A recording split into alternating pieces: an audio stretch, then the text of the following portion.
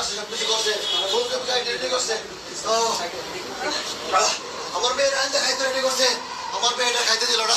আল্লাহ আল্লাহ, আমার মেয়েটা এসে ইচ্ছা করে গলা টিপা মেরে ফেলাইছে।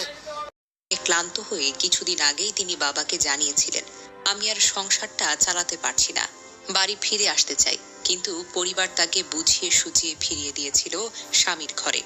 আজ সেই সিদ্ধান্তের খেসারত দিতে হলো মর্মান্তিকভাবে প্রাণ হারিয়ে।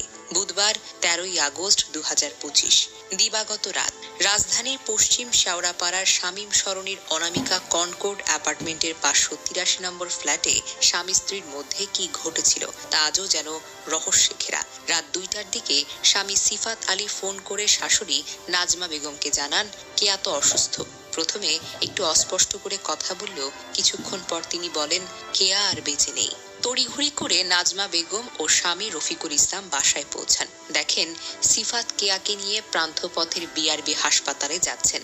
হাসপাতালে নেয়ার পর চিকিৎসকরা কেয়াকে মৃত বলে ঘোষণা করেন। কিন্তু ঘটনার কিছুক্ষণের মধ্যেই সিফাত আলী পালিয়ে যান। পরে পরিবার বাসায় ফিরে দেখে সিফাত তালা মেরে উধাও হয়ে গেছে।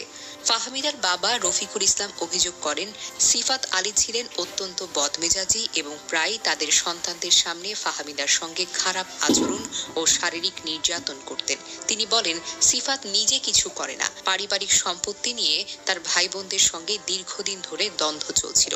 এরই বলি হয়েছে আমাদের মেয়ে। রফিকুল আরো বলেন ফাহমিদা কয়েকদিন আগে তাকে ফোন করে বলেছেন তিনি আর সংসারটা চালাতে পারছেন না এবং বাড়ি ফিরে আসতে চান, কিন্তু পরিবার তাকে বুঝিয়ে সুঝিয়ে সংসার করতে উৎসাহিত করে। রফিকুল আক্ষেপ করে বলেন আমরা ভুল করেছি, আজ তার খেসারত আমার মেয়ে দিয়ে গেল।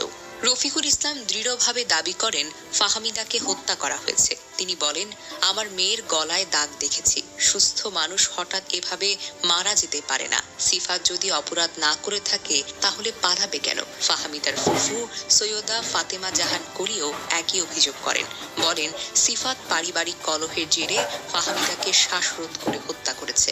ফাহমিদা তাহসিন কেয়া 4 সন্তানের জননী ছিলেন। তার এক মেয়ে ও 3 জন ছেলে রয়েছে। বড় মেয়ে ভিকারুন্নেসা নূন স্কুলে 4র্থ শ্রেণীতে পড়ে। রফিকুল ইসলাম কান্নাজড়িত কণ্ঠে বলেন আমার ছোট ছোট নাতি নাতনিদের এখন কি হবে? সিফাতের পারিবারিক সূত্রে জানা গেছে তার বাবা দীর্ঘদিন ধরে হংকংয়ে থাকেন এবং তার মা অনেক আগেই মারা গেছেন। মিরপুর মডেল থানার ভারপ্রাপ্ত কর্মকর্তা মোহাম্মদ সাজ্জাদ রুমান জানান ফাহমিদার রহস্যজনক মৃত্যুর খবর পেয়ে পুলিশ ঘটনাস্থলে পৌঁছায়। মরদেহ ঢাকা মেডিকেল কলেজ হাসপাতালের মর্গে পাঠানো হয়েছে, সেখানে সুরতহাল করা হবে। তিনি